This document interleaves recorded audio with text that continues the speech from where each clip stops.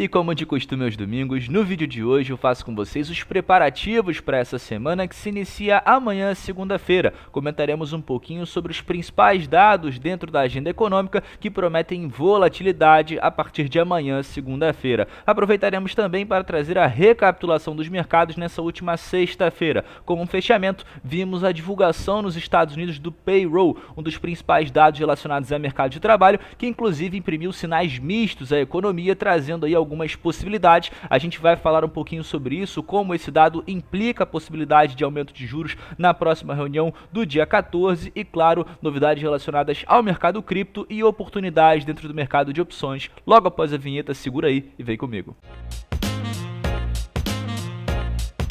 Agora sim, família, sejam todos muito bem-vindos a mais um episódio da Liga Cripto. Se você é novo por aqui e ainda não me conhece, muito prazer, o meu nome é Bruno. Antes de mais nada, como vocês já sabem, peço a vocês para que deixem o seu like nesse vídeo, se inscreva aqui no canal se possível e deixe um comentáriozinho afinal que ajuda demais na propagação desse conteúdo para mais e mais pessoas. Antes de começarmos, deixo com vocês uma rápida observação. Talvez vocês que me assistem sempre por aqui vão notar um pouquinho de diferença aí na minha voz, talvez um pouco mais lento, um pouco mais baixo, mas estou dando o meu melhor aqui. Realizei aí a remoção de um siso recentemente, nos últimos 2 dias, ainda estou um pouco inchado aqui, com dificuldade de falar, articular, mas estou dando o meu melhor aqui para trazer esse conteúdo no dia de hoje para vocês, que é importante, projeções para a semana, preparativos, análise macro, além também de como esse cenário todo pode impactar na ação de preço do Bitcoin para os próximos dias, e vamos tentar usar isso a nosso favor para realizar operações dentro do mercado de opções. Bom, aproveitando para a gente já começar e não ficar com esse vídeo muito longo, falaremos um pouquinho sobre essa última sexta-feira. Conforme eu vinha conversando com vocês, inclusive falei ao clube de membros durante esse final de semana, a quarta e a quinta-feira reportaram para a gente alguns dados relacionados ao mercado de trabalho de forma bem positiva. Vimos o ADP bem acima das expectativas e isso gerou, um burburinho, uma perspectiva bem positiva em cima do payroll, que seria o principal dado a ser reportado durante a sexta-feira. E o dado que foi reportado na sexta-feira enviou à economia norte-americana alguns sinais mistos, como diz aqui a matéria, dando ao Fed motivos para pausar a alta de juros, que inclusive eu falava com vocês na semana passada, a probabilidade que a gente vinha vendo dentro do monitor era para vir uma chance maior de aumento de juros do que de fato estabilização das taxas. Agora, o que mudou desde então para que a gente veja agora um cenário totalmente diferente, uma possibilidade maior de estabilização das taxas e uma possibilidade menor de aumento de juros? Basicamente, foi a divulgação desse payroll durante essa última sexta-feira. Dos 3 principais dados relacionados ao mercado de trabalho que foram divulgados,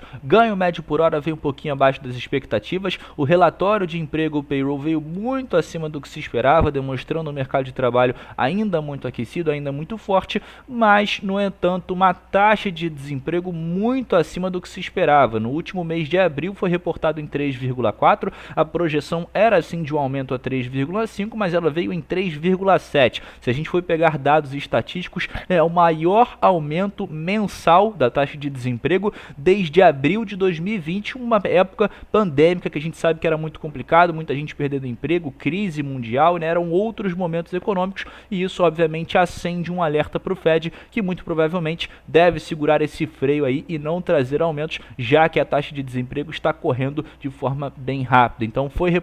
registrado durante esse último mês de maio mais de 440 mil pessoas desempregadas, o que obviamente é um número muito relevante e chama a atenção. Portanto, 3,7 é a taxa de desemprego atual nos Estados Unidos, e isso é o principal motivo pelo qual a gente viu um aumento da possibilidade da estabilização da taxa de juros nesse próximo dia 14. Não sabemos se de fato vai se concretizar como o fim do ciclo de alta ou se será somente uma pausa para depois, nos próximos meses, continuarmos a vermos apertos. Portanto, com esse dado relacionado ao mercado de trabalho norte-americano, mostrando para a gente um mercado ainda forte, mas por um outro lado uma taxa de desemprego que preocupa, parece que de fato temos um alívio no horizonte para mercado de renda variável, porque se as chances agora são maiores de uma estabilização de juros, é normal que a gente veja aí mercado de renda variável sem sofrer tanto. Afinal, novos apertos monetários são sinais ruins ao Bitcoin e às principais bolsas afora, principalmente nos Estados Unidos. Bom, aproveitando para comentar um pouquinho com vocês sobre o calendário econômico para essa semana, que parece ser uma semana um pouco mais morna do que as anteriores, As anteriores que marcaram aí dados importantes como divulgação relacionada ao payroll, dados de mercado de trabalho, vimos também as situações relacionadas ao teto da dívida norte-americana, votação no Congresso, muitas coisas chamando a atenção que poderiam trazer volatilidade. Para essa semana a coisa está um pouco mais calma, a coisa está um pouco mais tranquila, principalmente se tratando de uma semana que já começamos o período de blackout. Como todos nós sabemos, no dia 14 teremos a reunião de políticas monetárias nos Estados Unidos, onde eles devem divulgar as próximas políticas a serem implementadas, se teremos aumento de juros ou não. Esse é o principal fator que tem sido acompanhado pelos mercados, e a partir de hoje, domingo da gravação desse vídeo, em junho, já começamos o período aqui de blackout, ou seja, membros ligados ao Comitê de Políticas Monetárias nos Estados Unidos, membros ligados ao FOMC, não poderão dar entrevistas, deixar discursos, deixar falas a nada relacionado à economia norte-americana, e isso tende a diminuir um pouquinho a volatilidade que é vista nos principais mercados. E como é início de mês, início do mês de junho, sempre no início do mês a gente começa a ver reports dos PMIs, um dado importante relacionado à economia